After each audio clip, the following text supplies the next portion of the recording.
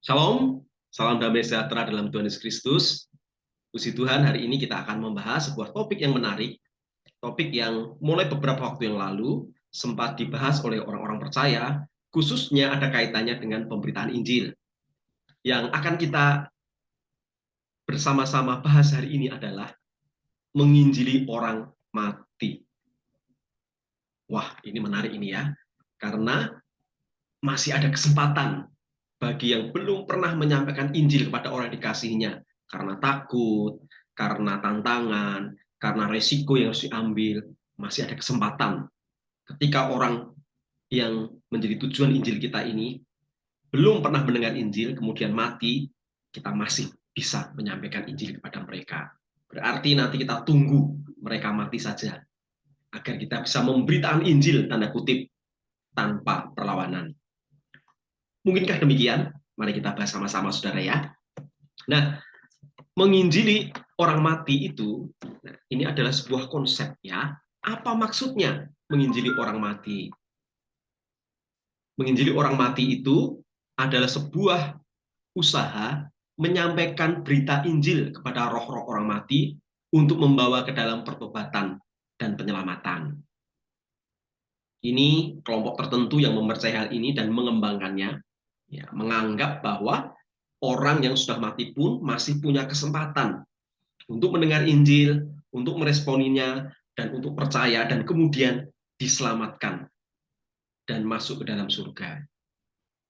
Orang-orang yang mempercayai topik ini atau doktrin ini biasanya mendalilkan ayat Alkitab itu, ya, ini ayat terutama mereka, dari 1 Petrus 3 ayat 19 sampai 20 yang berkata demikian.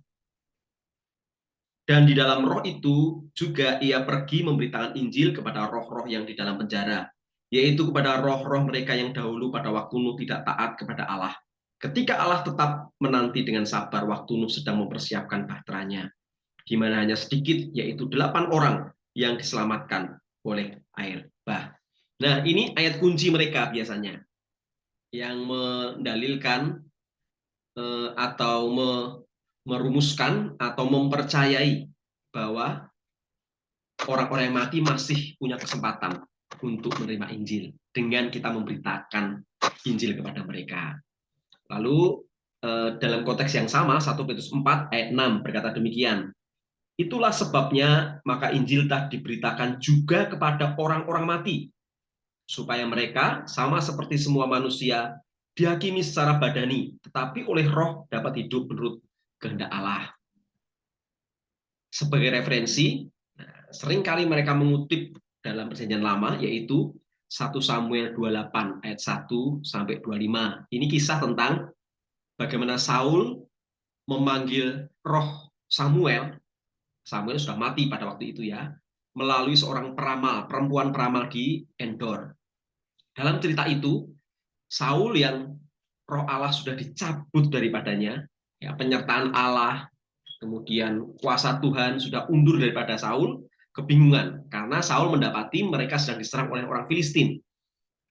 Saul mencoba bertanya kepada Tuhan, tidak dijawab, menggunakan berbagai sarana yang ada pada waktu itu, tidak mendengar suara Tuhan. Tuhan seolah-olah bungkam terhadap Saul.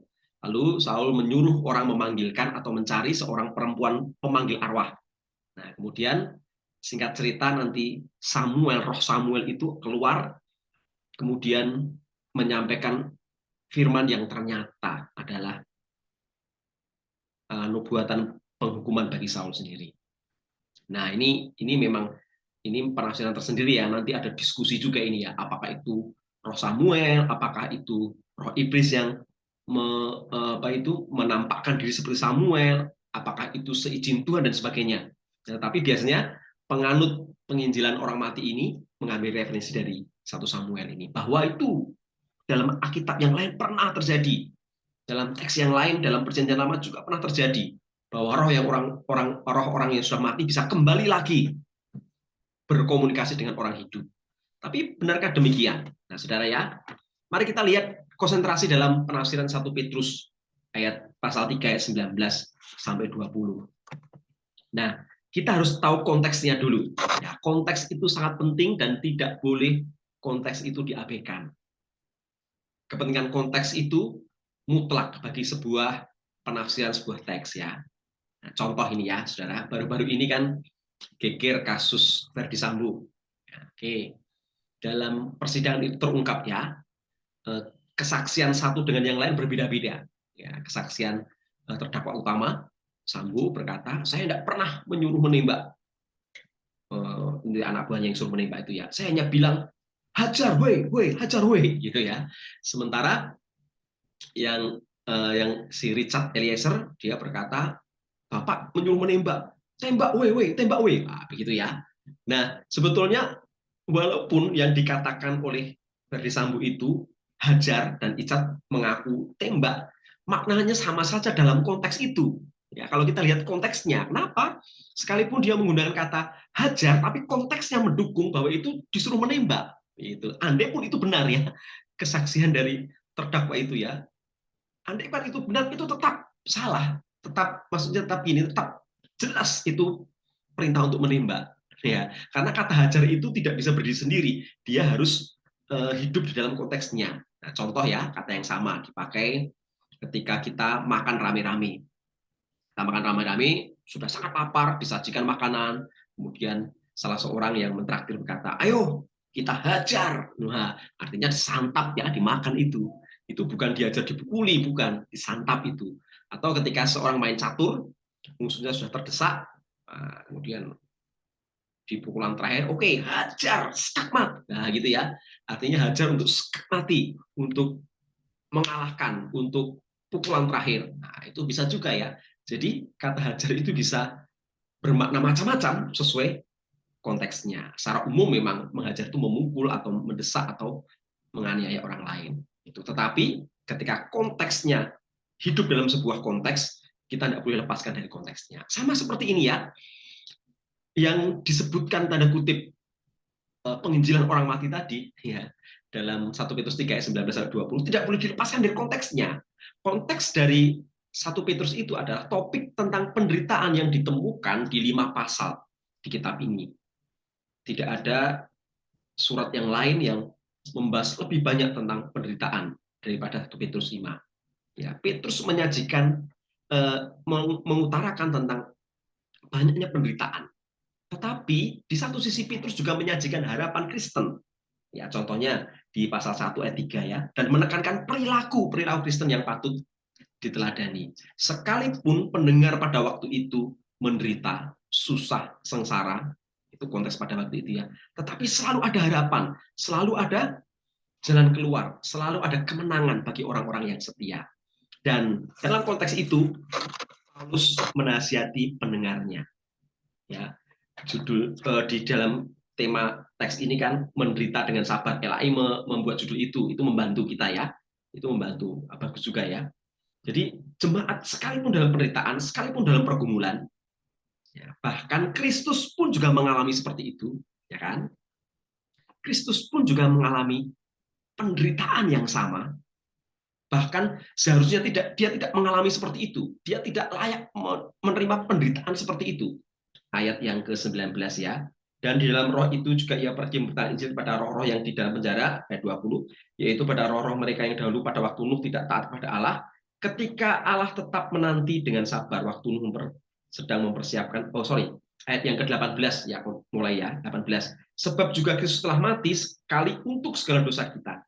Ia yang benar untuk orang-orang yang tidak benar, supaya ia membawa kita kepada Allah. Ia yang telah dibunuh dalam keadaannya sebagai manusia, tetapi telah dibangkitkan menurut roh. Maksudnya begini, Petrus sedang menjelaskan, jangan takut menderita, jangan putus asa ketika menderita, tetap bertahan ketika menderita, karena Kristus pun juga mengalami seperti itu. Penderitaan yang seharusnya tidak dia pikul, tetapi dia pikul penderitaan itu untuk engkau dan aku, kata Petrus gitu ya, untuk orang-orang percaya, sehingga Kristus pada akhirnya nanti akan dibangkitkan. Kemudian Yesus nanti akan dibangkitkan. Kemudian dia akan mendapat kemuliaan, pasal 3 ayat 22, yang duduk di sebelah Allah, di sebelah kanan Allah setelah ia naik ke surga, sesudah segala malaikat dan kuasa dan kekuatan ditaklukkan kepadanya. Akan ada hadiah, akan ada pemuliaan ketika bertahan dalam penderitaan, di dalam kesulitan. Nah, lalu dia menggunakan ya sebuah contoh itu ya tentang Yesus yang bertahan dalam penderitaan dan mendapatkan kemuliaan. Jadi ketika Yesus dalam menderita itu mati di kayu salib, ya kemudian dikisahkan dalam cerita itu Kristus memberitakan LAI Alkitab Indonesia menggunakan istilah memberitakan Injil. Ya, sekalipun tidak harus diterjemahkan memberitakan Injil ya, karena kata yang dipakai itu biasanya kata memberitakan itu dalam Perjanjian Baru bisa menggunakan kata euangelisomai, dari kata evangelion ya, itu nanti memberitakan kabar baik, menceritakan gitu, atau juga bisa kata ekerisen dari kata keruso ya, menyatakan pesan dari seorang raja atau penguasa. Nah, jadi dua kata itu biasanya dipakai untuk memberitakan ya, sekalipun tidak selalu untuk memberitakan Injil. Nah, contoh ya, contoh dalam teks ini menggunakan kata ekerisen yang memberitakan di pasal 3 ayat 19 ini. Sementara nanti di pasal 4 ayat 6 ya ketika Yesus berkata, itulah sebabnya maka Injil telah diberitakan juga kepada orang-orang mati supaya mereka sama seperti semua manusia dihakimi menurut badani tetapi oleh roh dapat hidup menurut kehendak Allah. Itu menggunakan kata evangelium ya. Nah, ayat yang pasal 4 ayat 6 itu memang menggunakan kata evangelium secara harafiah ya, mengabarkan kabar baik. Namun tidak ada penginjilan dalam arti membawa orang-orang mati itu kepada pertobatan. Justru karena ada kesempatan manusia untuk bertobat adalah pada saat hidup. Alkitab kita jelas menulis demikian. Ya, mari kita bandingkan karena sebuah teks Alkitab itu tidak boleh berbenturan atau bertolak belakang dengan teks yang lain. Dalam Ibrani 9 ayat 27 contohnya berkata demikian.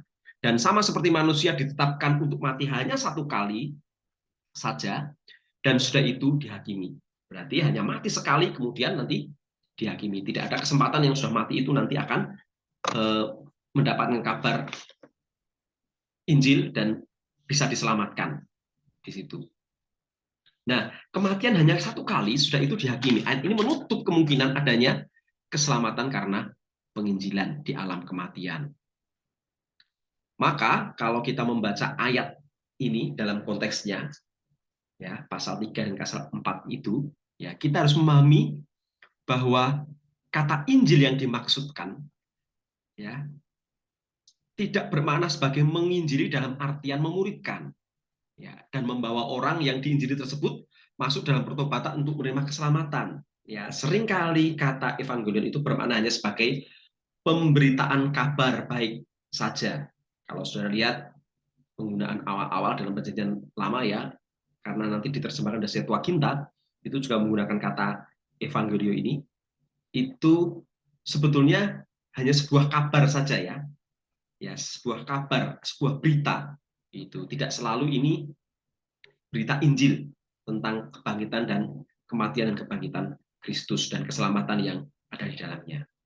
Nah, jelas secara konteks ya, dalam tadi 2 Samuel contohnya ya, pasal 4 ayat 10, itu kemudian teks-teks yang lain, 1 Raja-Raja, 1 ayat 4, dan sebagainya, tidak didapat dimaknai penginjilan adalah pekabaran Injil yang membuat orang percaya dan bertobat. Pengertian percaya dan bertobat dari dosa diberi kabar baik dalam konteks 1 Petrus 3 dan 4 ini ya, tidak mungkin lagi karena orang-orang itu sudah mati. Oke, itu kata memberitakan. Jadi tidak selalu memberitakan itu memberitakan kabar keselamatan. Kemudian saudara, siapa roh-roh di dalam penjara? Ya, siapa itu ya? Roh-roh yang ada di dalam penjara. Nah, memang di situ jelas dikatakan ayat yang ke-20, yaitu langsung dijelaskan di ayat 20 itu. Ini adalah Alkitab menjelaskan dirinya sendiri, yaitu kepada roh-roh mereka yang dahulu pada waktu Nuh tidak taat kepada Allah. Jadi roh-roh di situ bukan roh semua orang mati dalam perjanjian lama atau semua orang yang mati sebelum karya keselamatan Kristus itu, tetapi spesifik Petrus mengambil contoh di sini, yaitu kepada roh-roh mereka yang dahulu pada waktu Nuh tidak taat kepada Allah, ketika Allah tetap menanti dengan sabar waktu Nuh sedang mempersiapkan bahteranya. Gimana hanya sedikit, yaitu 8 orang yang diselamatkan oleh air bah itu. Nah, Petrus sedang menjelaskan bahwa Kristus membuat suatu pernyataan kepada roh-roh yang sekarang terpenjara dalam dunia orang mati. Pemberitaan itu dilakukan Kristus pra-inkarnasi, oke, yang adalah pemberitaan mengenai kemenangannya dan penghukumannya pada roh-roh orang yang memberontak di zaman Nuh melalui kematian dan kebangkitannya. Nah, jadi begini saudara ya, di zaman Nuh itu Kristus juga terlibat atau merindukan. Kristus juga Yesus yang adalah kekal itu, sebelum dia lahir sebagai manusia, dia tetap ada. Dan melalui Roh Kudus juga ya, terlibat dalam pemberitaan kabar baik di zaman Nuh. Karena Nuh memberitakan kabar itu eh, lama sekali ya, pembuatan Bahtera itu 120 tahun dia sambil mengerjakan Bahtera itu, memberitakan kabar baik bahwa mereka harus bertobat dari cara hidup yang lama mereka, dan mereka nanti masuk ke dalam Bahtera itu. Dan Bahtera itu akhirnya tidak ada yang menerima, ya hanya 8 orang, Nuh dan keluarganya, yang akan diselamatkan melalui Bahtera ini. Ini adalah tipologi gambaran bahwa orang-orang yang menerima Kristus, ya pada di masa akan datang akan diselamatkan melalui salib karya di Golgota itu. Jadi Bahtera itu melambangkan ya salib di masa depan, ya, dan 8 orang yang percaya itu diselamatkan di situ. Jadi ini sebuah contoh dan sebuah permainan analogi yang dibuat Petrus ya ketika menjelaskan Kristus menderita, tetapi orang yang percaya kepadanya nanti akan mendapat kemuliaan bersama dengan Yesus. Sama seperti ya ketika di zaman Nuh orang-orang itu juga mendengar kabar baik melalui Roh Kudus yang melalui Nuh itu, ya walaupun akhirnya mereka tidak percaya dan akan dibinasakan dan mati. Nah, tetapi yang percaya mereka akan mendapat kemuliaan, mereka akan mendapat keselamatan. Jadi yang dimaksud roh-roh yang dalam penjara itu di sini jelas dikatakan itu adalah orang-orang yang tidak mau menerima kabar baik yang disampaikan pada waktu itu. Wah, itu banyak ya, karena itu seluruh dunia itu penghukuman secara universal kan. Hanya 8 di antara seluruh yang tinggal di bumi pada waktu itu yang percaya, berarti selebihnya mereka binasa. Kristus oleh Roh Kudus memberitakan suatu peringatan melalui mulut. Nah, jadi penafsiran ini selaras dengan pernyataan Petrus bahwa Roh Kudus berbicara di masa lalu melalui para nabi. 2 Petrus 1 ayat 20 sampai 21. Argumentasi pasal 4 ayat 6 tadi yang kita bahas sedikit ya, bahwa Injil harus diberitakan kepada orang mati tadi, tidak mengajarkan bahwa orang berdosa yang tidak dilahirkan kembali akan mempunyai kesempatan kedua untuk menerima keselamatan setelah mati. Setelah kematian, datanglah penghakiman. Jadi maksud ayat ini, saudara, bahwa Kristus melalui Roh Kudus secara serius memperingatkan orang-orang di zaman Nuh melalui mulut Nuh sendiri. Perhatikan bahwa kata pemberita dalam ayat ini adalah kerika, yang mempunyai akar kata yang sama dengan ekerisen yang disebut di atas dalam kaitannya dengan 1 Petrus 3 ayat 9. Nah, kesimpulannya, saudara. Lalu apa kesimpulannya ya? Jelas bahwa tidak 1 Petrus 3 ayat 19 tidak mengajarkan kepada kita bahwa masih ada kesempatan bagi orang-orang berdosa, belum bertobat atau yang belum dilahirkan kembali untuk menerima keselamatan setelah ia mati. Jika kita mempercayai bahwa masih mungkin menginjili orang mati, itu akan terjadi hal yang akan memadamkan api Injil. Kenapa? Karena akhirnya orang-orang percaya gereja ya tidak akan lagi bersemangat untuk memberitakan Injil. Nanti nunggu saja kalau orang itu sudah mati, gitu ya. Tetapi tidak demikian. Yesus Kristus tidaklah memberitakan Injil kepada orang-orang yang sudah meninggal pada zaman Nuh supaya ia dapat diselamatkan. Ya, tetapi dia mendeklarasikan, memproklamirkan tentang kepastian bagi orang-orang yang sudah percaya.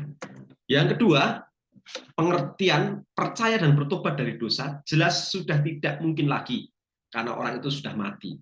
Nah, mari kita lihat konteksnya dalam 1 Petrus ini ya. Kalau di pasal 4 ayat 2 menggunakan istilah waktu sisa, waktu yang sisa. Ini jelas menunjukkan bahwa waktu selagi masih hidup.